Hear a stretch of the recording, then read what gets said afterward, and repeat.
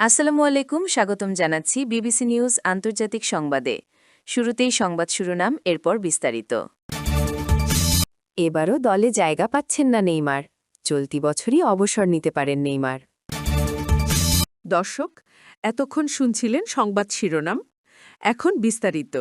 আপনি যদি ইসরায়েলের ধ্বংস চান এবং মুসলিমদের পাশে থাকেন, তাহলে ভিডিওতে লাইক করে চ্যানেলটি অবশ্যই সাবস্ক্রাইব করে দিবেন এবং আপনার মূল্যবান মতামত অবশ্যই কমেন্টে লিখে জানিয়ে দিবেন। এখন বিস্তারিত। এবারও দলে জায়গা পাচ্ছেন না নেইমার। কার্লো আঞ্চেলত্তির বিশ্বকাপ স্কোয়াডে শেষ পর্যন্ত নেইমার জুনিয়র জায়গা পাবেন কিনা তা নিয়ে অনিশ্চয়তা কাটছে না। বিশ্বকাপের আগে আন্তর্জাতিক বিরতিতে ব্রাজিল জাতীয় দল দুটি প্রীতি ম্যাচ খেলবে, ফ্রান্স ও ক্রোয়েশিয়ার বিপক্ষে। দেশটির বিভিন্ন গণমাধ্যমের খবর অনুযায়ী এই দুই ম্যাচের স্কোয়াডেও নেইমারকে রাখছেন না কোচ আঞ্চেলত্তি।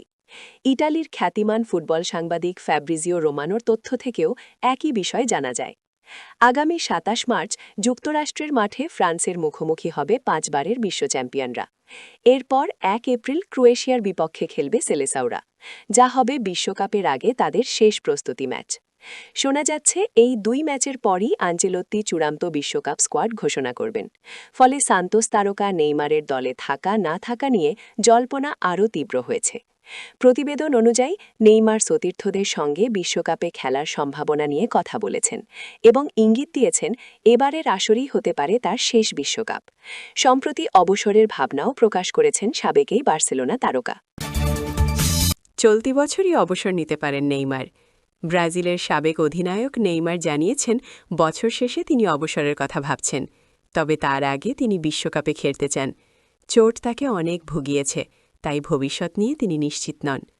বার্সেলোনা ও প্যারিস সেন্ট জার্মের সাবেক এই ফরোয়ার্ড ২০২৫ সালের জানুয়ারিতে নিজের ছোটবেলার ক্লাব সান্তোসে ফেরেন।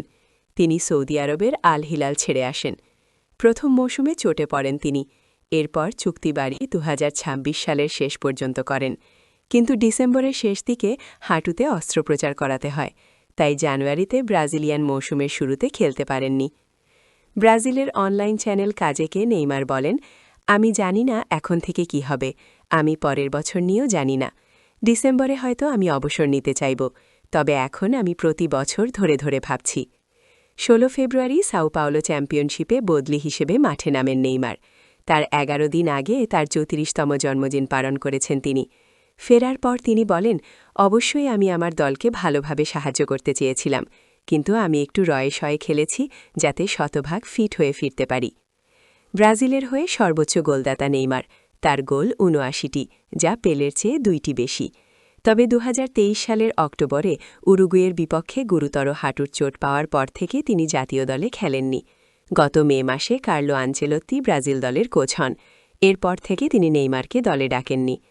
নেইমার বলেন, এই বছরটি খুব গুরুত্বপূর্ণ বছর, শুধু সান্তোসের জন্য নয়, ব্রাজিল জাতীয় দলের জন্য, কারণ এটি বিশ্বকাপের বছর, আর আমার জন্য। তিনি যোগ করেন, তাই এটি বড় চ্যালেঞ্জ।